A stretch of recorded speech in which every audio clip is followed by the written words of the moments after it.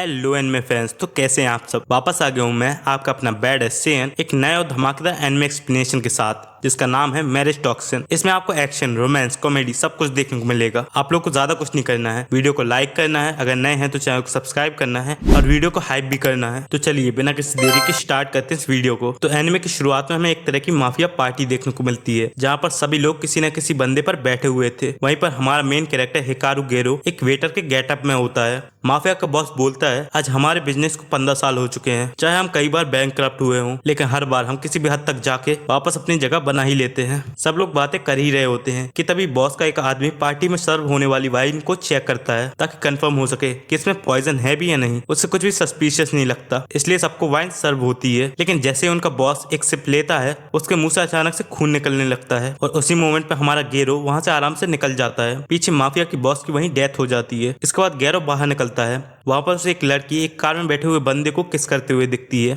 और उन्हें देखते ही देखते वो किस चीज से टकरा जाता है। सीन चेंज होता है जहां अकारी गेरो से पूछती है, तुमने उस पॉइजन चेक करने वाले आदमी को कैसे चकमा दिया। तब गेरो कहता है कि मैं 3 महीनों तक उसके खाने में धीरे धीरे जहर मिलाता रहा, जिससे उसके इम्यून सिस्टम को जहर सहने की आदत पड़ गई और इसी वजह से उसे उस ड्रिंक में जहर का एहसास ही नहीं हुआ। वो कहता है और ऐसी चीज पर कोई मुझ पर शक भी नहीं करेगा। अकारी थोड़ा हैरान होकर बोलती है, पर क्या ये प्लान काफी लंबा और परेशान करने वाला नहीं था। गेरो कहता है, इसी वजह से तो हमारा बिजनेस अब तक चल रहा है। इसके बाद अकारी उससे उसकी शादी के बारे में पूछती है। वो बोलती है, ये सब छोड़ो, पहले ये बताओ कि तुम शादी कब कर रहे हो। ये सुनते ही गेरो थोड़ा घबरा जाता है और कहता है, मुझे अपने काम के दौरान अभी तक कोई ऐसी लड़की मिली ही नहीं कि जिससे मैं शादी कर सकूं। अकारी फिर बताती है कि ग्रैंडमा चाहती है कि हम दोनों में से कोई एक पॉइजन क्लैन का हेड बने। ये सुन के गेरो कहता है, मैंने उन्हें पहले ही बता दिया था कि मैं अभी सिंगल हूँ, इसलिए मैं हेड नहीं बन सकता। लेकिन फिर उन्होंने मुझे एक अनजान लड़की से मिलवाया और फिर वो मुझे उससे शादी करने के लिए फोर्स करने लगी, जैसे कि मैं शादी के लिए बहुत उतावला हूँ। आखिर में गेरो कहता है, पॉइजन मास्टर की रेस में तो मैं हार गया और फिर मैंने डिसाइड किया कि मैं अपनी जिंदगी सिंगल ही बिताऊंगा। फिर गेरो अकारी से कहता है कि वो अपनी गर्लफ्रेंड के साथ खुश रहे और इन सब के बारे में ज्यादा ना सोचे। इसके बाद गेरो को बगमास्टर का मैसेज आता है और नेक्स्ट सीन में गेरो उससे मिलने जाता है। बगमास्टर ने अपने मुंह पर एक मास्क पहना होता है और उस मास्क से एक मकड़ी बाहर निकलती है। वो तुरंत उसे डांट कर वापस अंदर भेज देता है।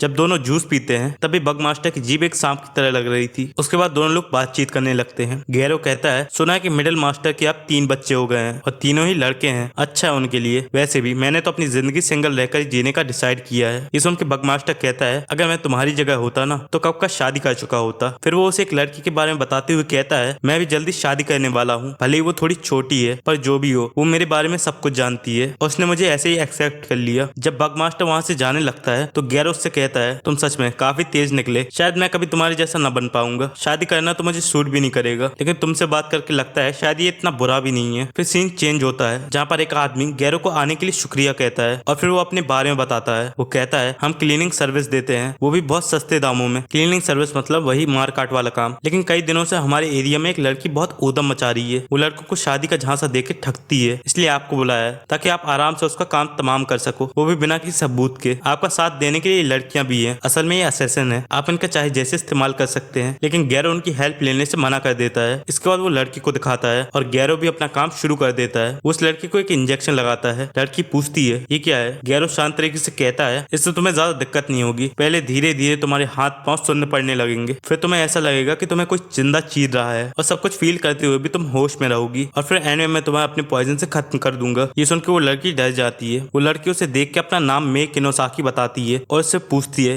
क्या हम पहले भी मिल चुके हैं। ये सुन के गैरो से शांत रहने को कहता है। मैं कहती है, मैंने इसलिए पूछा क्योंकि तुम्हारी शक्ल मेरे पहले प्यार से मिलती है। ये सुन के गैरो कहता है, तो अब लोगों से प्यार का नाटक करके धोखा देने वाली लड़की अपनी जान बचाने के लिए मुझसे फ्लर्ट कर रही है। मैं कहती है, ऐसी बात नहीं है, हाँ मैं मानती हूँ कि मैंने लोगों को धोखा दिया, लेकिन मुझे बस पैसों की जरूरत थी क्योंकि मुझे अपने बीमार भाई को बचाना था। मैंने पैसे इकट्ठा करने के लिए हर वो काम किया जो मैं कर सकती थी, लेकिन वो सब काफी नहीं था। लेकिन फिर भी मैं अगर मरूं और मेरे सामने वो इंसान हो जिससे मैं प्यार करती हूँ तो शायद मुझे इस जिंदगी का अफसोस नहीं होगा। अच्छा कम से कम अपना नाम ही बता दो। ये सुन के गैरो उसे अपना नाम बता देता है, लेकिन वो सोचता है कहीं इस लड़की को मैं पसंद तो नहीं आ गया। वहीं दूसरी ओर वो आदमी गैरो पर नजर रखे हुए था। उसके साथ वाली लड़कियां कहती हैं, क्या आप श्योर हो कि ये बंदा इस काम को कर देगा। वो आदमी कहता है, ये सब क्रिमिनल्स को ही टारगेट करता है और उन्हें ये ह्यूमन स्कम कहता है और खुद को पॉइजन मास्टर। गैरो फैमिली सबसे पुरानी असैसिन फैमिली में से एक है। सुनने में अजीब है पर इस काम में इनका ही सिक्का चलता है। इसके बाद गैरो को उसकी बहन अकारी का फोन आता है। वो बताती है कि वो अपने अपार्टमेंट छोड़ छोड़कर अपने मेन हाउस जा रही है ताकि वो गैरो फैमिली की वारिस को जन्म दे सके, जो आगे चल के फैमिली का हेड और नया पॉइजन मास्टर बनेगा। ये सुनते ही गैरो उसे रोकने की कोशिश करता है। तब अकारी कहती है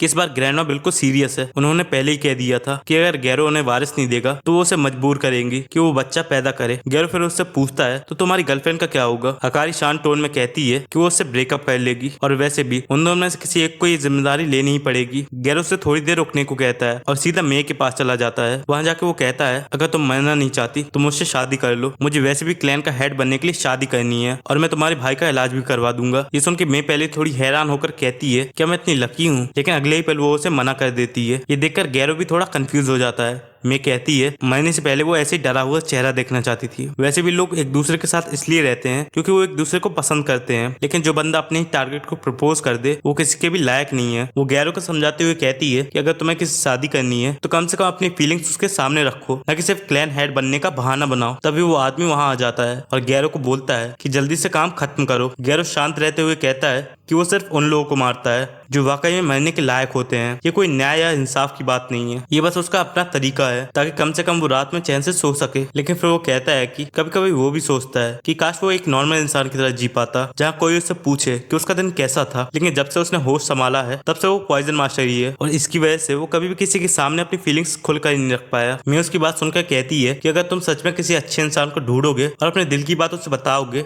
तो शायद तुम्हें कोई मिल भी जाए। लेकिन मैं तो एक असली ह्यूमन स्कम हूँ। मैंने अपनी ही वजह से अपने भाई की जिंदगी बर्बाद कर दी और अब मैं मरते हुए भी उसके लिए कुछ कर नहीं पा रही। तभी वो बंदा फिर से चिल्लाता है जल्दी करो और इसे मार दो। लेकिन गैरो उसकी बात को इग्नोर कर देता है। वो जोर से कहता है कि तुम एक एक्सपर्ट मैच मेकर हो, इसलिए मैं तुम्हें हायर करता हूँ। तुम मेरी शादी करवाओगी और बदले में मैं तुम्हें और तुम्हारे भाई को बचाऊंगा। ये सुन के मेरी हंस पड़ती है और कहती है मैंने बहुत से लड़कों को डेट किया है लेकिन आज तक मुझे कभी भी ऐसा प्रपोजल नहीं मिला। मैं इसके आगे कुछ बोल पाती उसके पहले ही वो आदमी उसके बगल में गोली चला देता है। वो कहता है मुझे नहीं लगा था कि तुम ऐसे काम करते हो। खैर जो भी हो, एक पॉइजन मास्टर को मारने से हमें ही फायदा होगा। ये सुन के गैरो कहता है तुम्हें क्या लगता है मुझे तुम्हारे बारे में कुछ नहीं पता होगा? तुम लोगों को सस्ते दामों में काम देकर फिर उन्हें ब्लैकमेल करते हो और इसी तरह तुमने ना जाने कितनी जिंदगियां बर्बाद की हैं, इसलिए तुम भी एक ह्यूमन स्कम हो। ये बोलते ही गैरो अपने आप को इंजेक्शन लगाता है। अगली पल उसकी आंखें हरी हो जाती हैं और इसकी एनर्जी भी काफी बढ़ जाती है। वो धीरे से एक मास्क पहन लेता है। तब तक सामने वाले लोग उस पर गोली चलाना शुरू कर देते हैं, लेकिन जैसे ही गोलियों से लगने वाली होती हैं गैरो धुएं की तरह वहां से गायब हो जाता है। अगले ही मोमेंट सीन चेंज होता है और अब वहां का पूरा माहौल बदल जाता है। जहाँ गैरो सभी को अकेले ही पेल चुका था, सब लोग नीचे पड़े होते हैं। वो आगे बढ़कर मे को भी आजाद कर देता है। तभी अकारी का फोन आता है।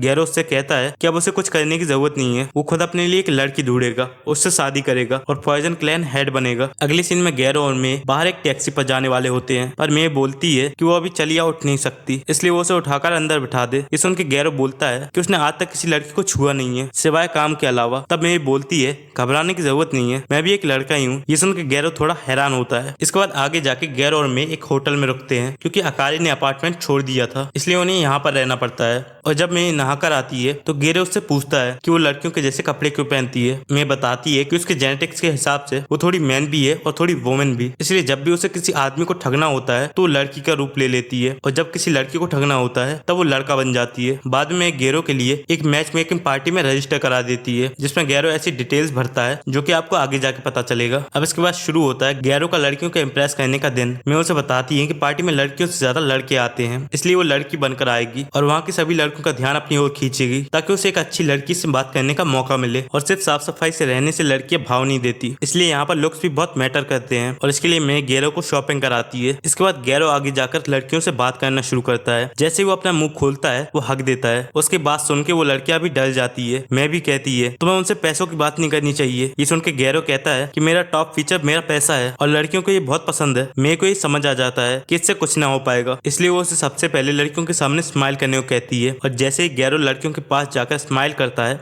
वो यहाँ पर भी हक देता है। वो जैसे स्माइल करता है उसकी स्माइल देखकर ही लड़कियां डर जाती हैं और उसे रिजेक्ट कर देती हैं। इस सब के बाद गैरो निराश होकर बाहर खड़ा होता है। तब मैं एक दूसरा प्लान बताती है जिसमें वो एक ऐप से गैरो के लिए डेट अरेंज करती है और यहाँ पर भी गैरो जैसे ही पहले लड़की के साथ खाना खाना शुरू करता है उसकी बॉडी कांपने लगती है क्योंकि उसकी ट्रेनिंग के अकॉर्डिंग वो किसी भी अनजान इंसान के साथ बिना चेक किए हुए खाना नहीं खा सकता था। लेकिन उसे ऐसा देख के ही वो लड़की वहां से भाग जाती है। इसके बाद गैरो बताता है कि उसने आज पूरी 30 लड़कियों से बात करने की कोशिश की लेकिन किसी एक ने भी उसे अपना अपना नंबर तक नहीं दिया। ये सुन के मे कहती है कोई बात नहीं, कम से कम तुमने बात करना तो शुरू किया, बस एक बार तुम अपना चार्म ढूंढ लो तो लड़कियां आराम से पट जाएंगी। ये सुन के गैरो कहता है शायद मेरे पास कोई चार्म ही नहीं है। इसके बाद अगले सीन में गैरो और मे अपने घर जा रहे होते हैं। मे कहती है ठीक है तो फिर कल मिलते हैं। ये सुन के गैरो कहता है कल मिलते हैं का मतलब है, लेकिन तभी एक गाड़ी आती है और मे को उठा के ले जाती है। गैरो भी उनका पीछा करना शुरू कर देता है। ये उसी आदमी का भाई होता है जिसे गैरो ने मे को बचाते वक्त ठोक दिया था। वो आदमी मे को गोली से मारता है, लेकिन तभी गाड़ी के सामने गैरो आ जाता है। वो आदमी उसे उड़ाने को कहता है,